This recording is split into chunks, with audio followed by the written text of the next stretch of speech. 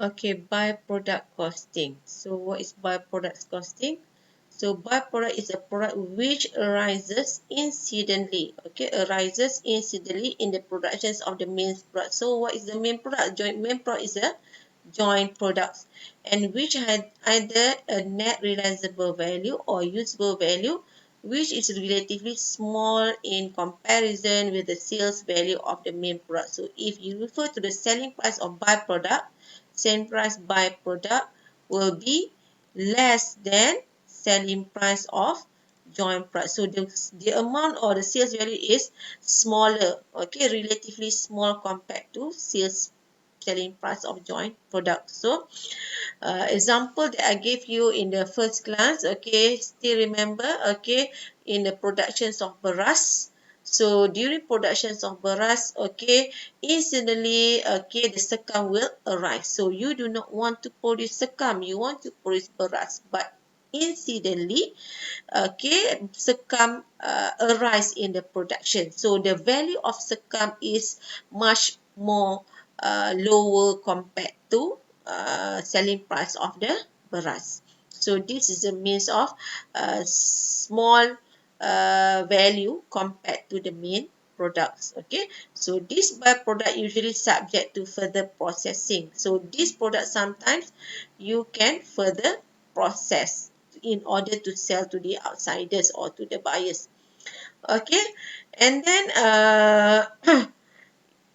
after you have a further processing, okay, so this further processing cost is after separations of the main products. Okay, so another examples of byproduct will be, okay, in productions of meat, you incidentally arise the bones or fats. You do not want to get bones, you do not want to get fat, you want to get meat, but these two products incidentally arise. So these are two are byproduct. Same goes to timber trade. Sawdust and small cut off is a byproduct. Gas, coke, and ammonia is also byproducts.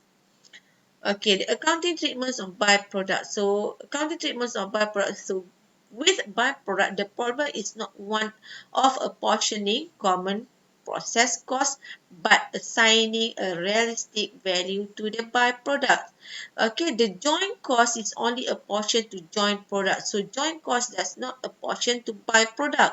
So that's why it's not a problem of apportioning cost to byproduct, but the assigning the realistic value, that means how much that you can sell the byproduct. That one is the realistic value that we have to set. So this value then deducted from the total cost of production to relieve the main products or some of the common costs. So the value of byproduct will reduce the common cost of production. That means we reduce the joint cost. So it will reduce the total production cost. Here is the total joint cost. So the value of byproduct. So if we refer, okay, to here example, okay, let's say we have process accounts. Okay, as usual, we have the input, material, labor, overhead. So this is the cost. So the credit side we have normal loss. Okay, let's say we have finished goods. Okay, previously we just produced the joint product, but now instead of joint product we have byproduct. Let's say we have JP1, joint product 1, joint product 2, and we also have byproduct. So if we have the byproduct, so how much the value that we should put here? Okay, how much the value that we should put here? Okay, from the statements of evaluation, you have the finished goods account. You have the finished goods amount. So how to get the finished goods amount? Okay, we have to adjust the finished goods and the normal loss. So the normal loss here is what? Normal loss cost from the statement of evaluation minus the normal loss scrap value in the process account. So minus here the scrap value. Okay, so you get finished goods. So this finished goods actually the joint cost that you have to apportion to the joint product. But now instead you have joint products, you have also byproduct. So how we should apportion? So this finished goods we have to get the joint cost. Okay, so this joint cost is the finished goods here, finished goods here. okay, minus byproduct. So byproduct here, how we should minus is the total, the net sales value is the selling price of the byproduct minus further processing cost of byproduct. So that means here in the byproduct, okay, when you have the quantity, you should times, okay, under CPU column, okay, under CPU column for byproduct, that means the selling price of byproduct minus the further processing costs, okay, further processing cost of byproduct, you get the value here.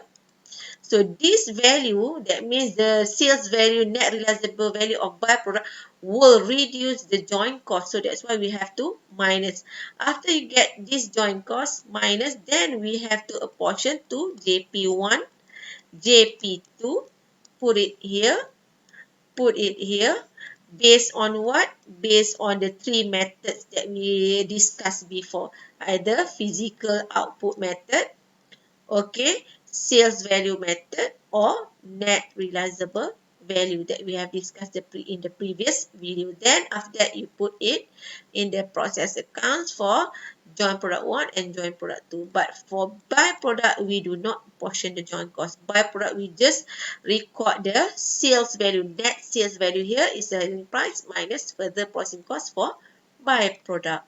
So this is how we should treat the byproduct. Okay, finish process costing.